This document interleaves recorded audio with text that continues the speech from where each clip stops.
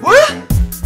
What do you call it, garage? Well, I don't really care what you call it. Bicycle kick and the whole world saw it. Man, I world class and they can't ignore it. Man, had to pause it cause it took balls weight. Man, I have to pause it. Casemiro bleed red when I pause it. Thomas Partey ain't better, don't force it. Man, that's the last crease in Air Force it. Casemiro midfield and force it. Top four in a bag, Michael calls it. Keep it moving, I like to move it, move it. Man, he is red on the third, gotta prove it. Cup final, if you like, you can lose it. Slack and I can't excuse it. That's the signature move like switching music.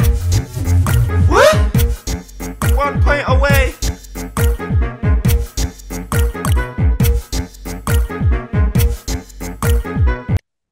Yo, this is the OT99 Banter, everywhere opinions are shared and smoke get served. This is your boy Firms, and finally, I said finally, Manchester United have got 1 foot in the Champions League.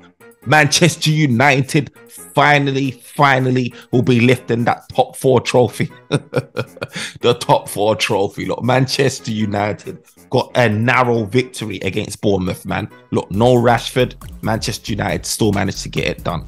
Manchester United have been abysmal away from home. And I was nervous about that Bournemouth game because it doesn't matter who we play, we drop points away. But Manchester United, where it mattered, managed to put in a professional performance. The defense put on a professional performance.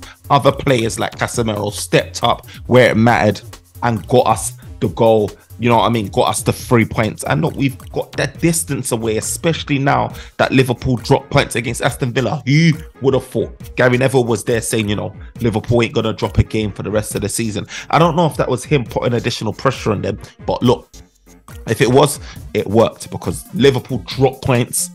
Look, all of them were getting gassed on their high horses, thinking that they're going to come and sneak into top 4. They went on a little run, but this is what Liverpool do this season. This has been the story of their lives this season. The fact that you just never see when the L's coming. They get a little form and then they fall off again. Look, a lot of our teams have been like that this season, but you know what? Liverpool just left it too late. In my opinion, they left it too late. The big game that Newcastle had against Brighton, they washed them. Rinsed them, and I thought maybe Newcastle might be at risk of dropping out of the top 4, but they showed, you know what, this is their place to stay. And it's quite worrying actually, because if you ask me who I would want to get top 4, I didn't want Liverpool to get top 4 because I didn't want them to get Jude Bellingham.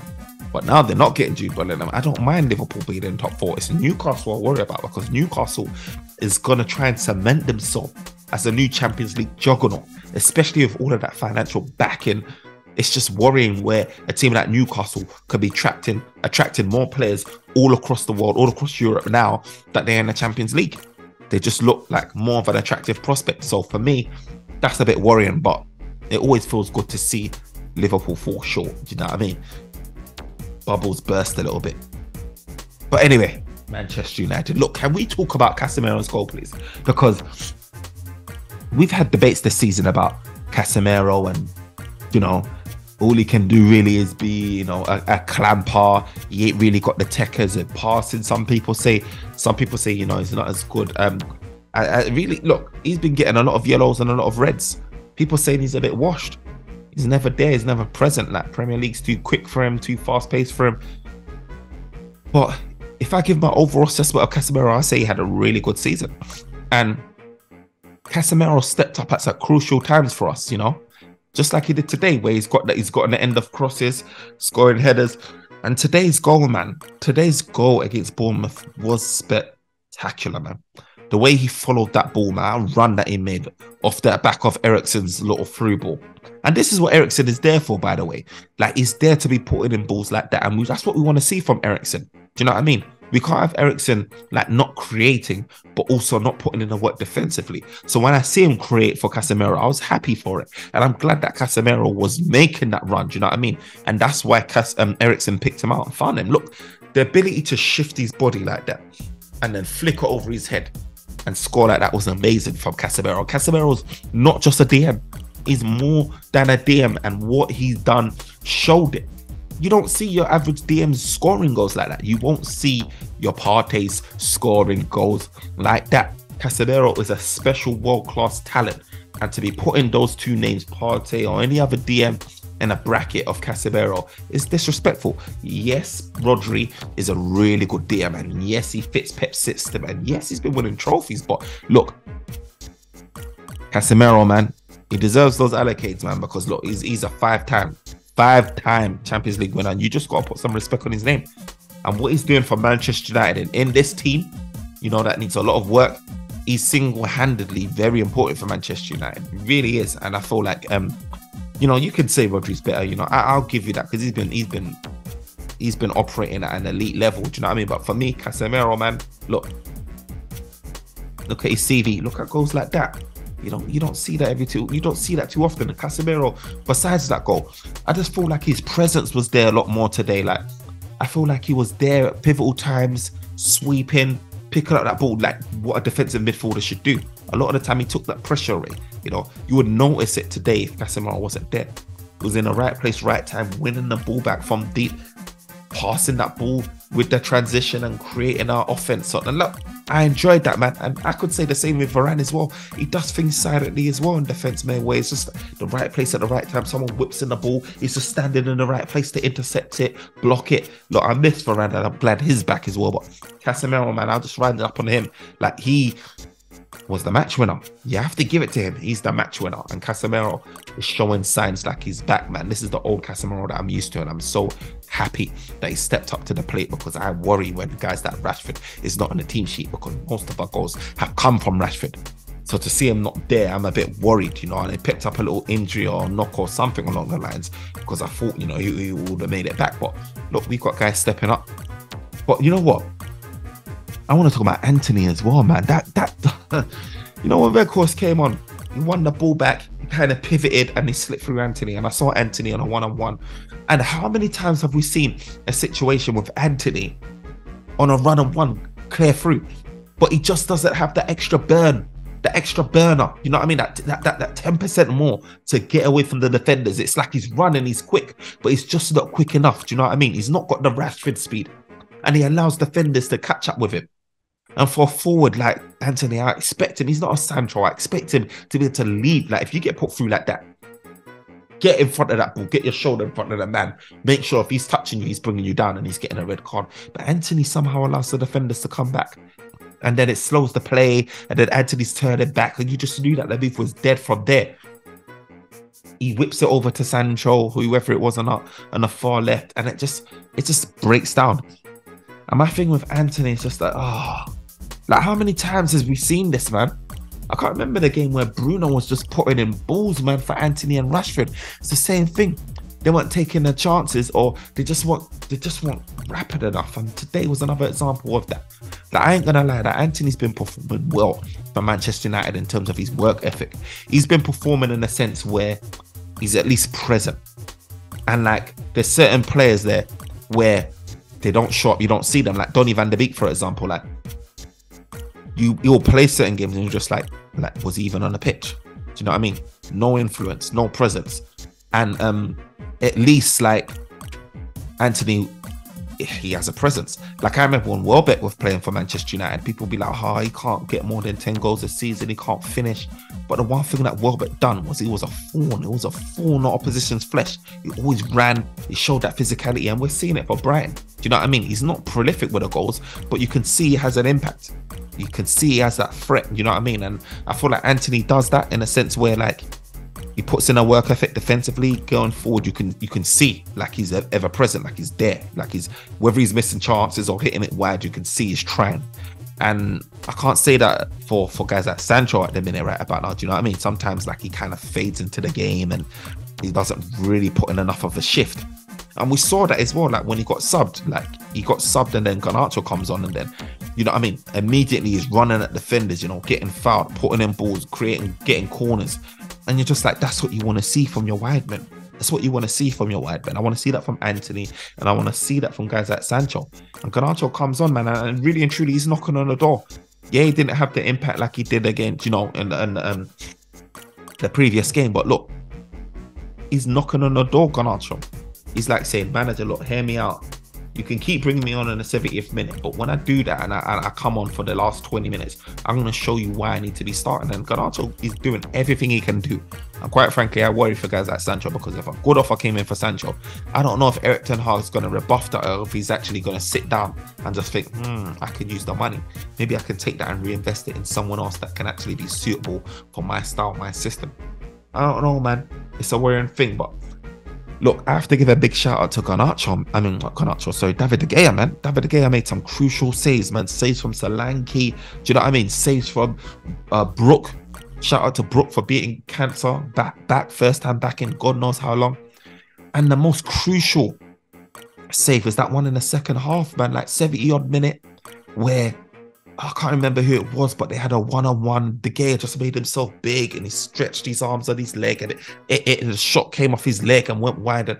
And for me, that was a pivotal part of the game. I think that was the key part of the game. I feel like if Bournemouth came back and got the equaliser 1-1, we're not walking away with 3 points today. We could probably go on to lose that game because our confidence will get knocked, you know what I mean? And it'll be all Bournemouth. And we've seen that happen, where we concede and then Manchester United crumble. We saw it against Sevilla. Do you know what I mean? We just crumble.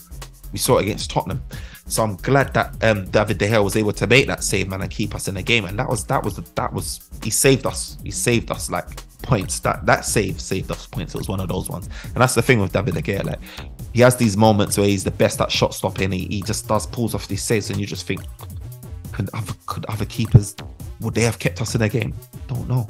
Do you know what I mean? I didn't have too much to complain about his passing out. I think it was fairly comfortable from the back, you know, going long. I think we was fine. I don't think we had too much pressure from Bournemouth, which is why like we weren't too pressured. To be honest, throughout that match, there wasn't many opportunities where I felt like there wasn't many times where I was watching Bournemouth and I was thinking, like, oh damn it, like so much pressure, like we're gonna concede.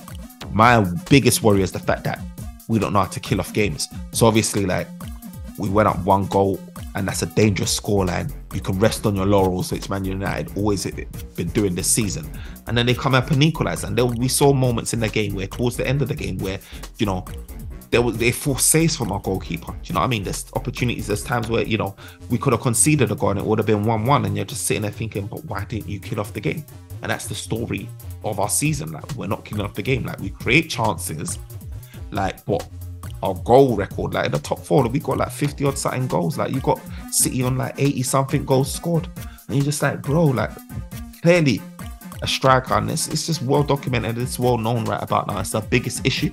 But anyway, besides that, because that's something for the summer, if this takeover can get sorted, if we find out actually how much we've got, do you know what I mean? Hopefully more than 100 million, especially with player sales. But do you know what I mean? That's something for the summer. But Manchester United right now are focused on getting top 4. Manchester United are 1 point away. Liverpool caught that L. Might as well have been an L. They drew. It might as well have been an L. They got the late equaliser. And for me, to top it all off, man, Arsenal, man, they just blew it against Nottingham Forest. They did not even go and fight right to the end.